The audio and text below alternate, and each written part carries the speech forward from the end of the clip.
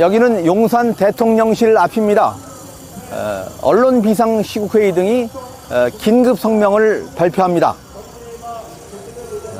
윤석열 대통령은 어느 나라 대통령입니까? 미국의 총독입니까? 미국 중앙정보국이 우크라이나 전쟁과 관련해 한국 대통령실의 외교안보사령부를 불법으로 감청했다고 미 뉴욕타임스, 워싱턴 포스트 등이 보도했습니다. 자국의 이익을 위해 동맹의 주권을 짓밟은 미국의 불법 무도함에 충격과 분노를 금할 수 없습니다. 대한민국 영토 안에서 이루어진 이 같은 주권 유린에 대해 윤석열 정부는 제대로 항의하지 않았습니다. 되레 미국의 눈치를 보고 미온적으로 대처하는 굴욕적인 자세를 보였습니다.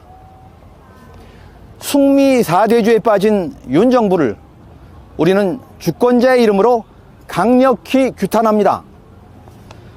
윤석열 대통령은 이 나라 대통령입니까? 아니면 미국의 총독입니까?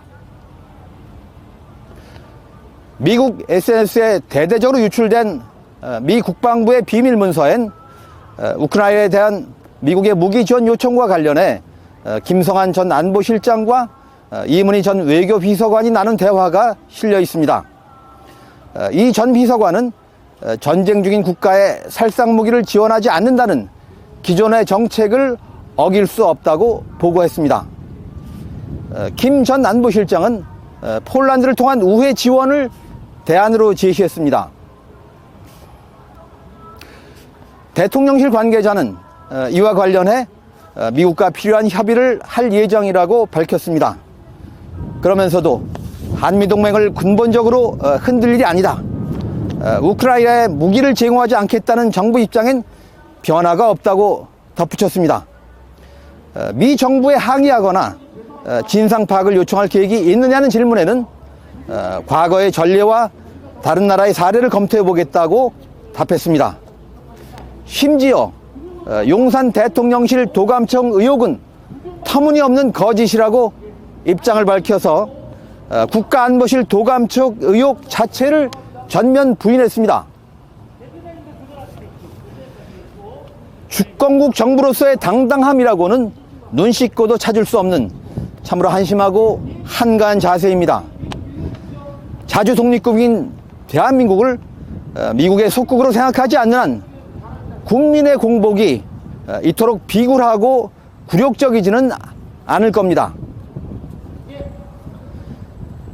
영원한 언론인으로서 우리는 이번 사태를 미국 정보기관이 한국 영토 안에서 한국인을 상대로 벌인 심각한 주권 침해 행위로 규정하고 이렇게 엄중히 요구합니다.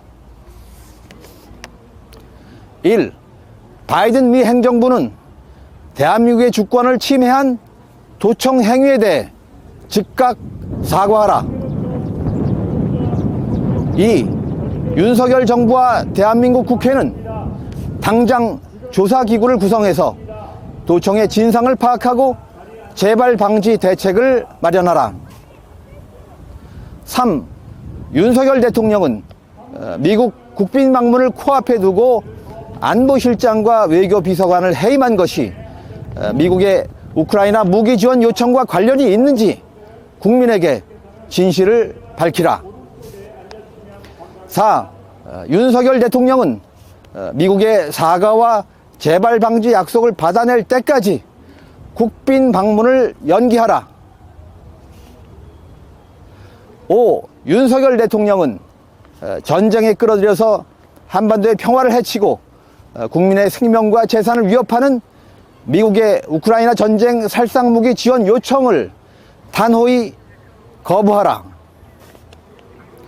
이 5가지는 종속적 동맹관계의 어두운 그림자를 걷어내고 상호 신뢰를 바탕으로 호혜 평등의 굳건한 동맹으로 거듭나기 위한 최소한의 요구입니다.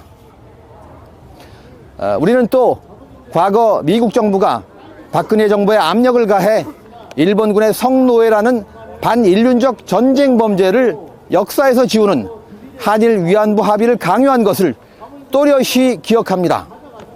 윤석열 정부의 반역사적이고 반헌법적인 일제야 강제노동 피해자 문제 해결에도 미 정부가 깊숙이 개입한 것으로 인식합니다. 우리는 한미 동맹의 중요성을 인정합니다.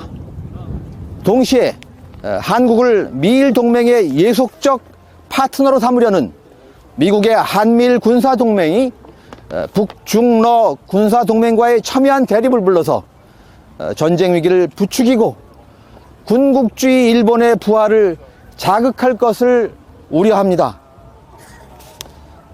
2023년 4월 12일 언론 비상시국회의, 동아투이, 조선투이, 80 해직 언론인 협의회, 언론광장, 새 언론 포럼,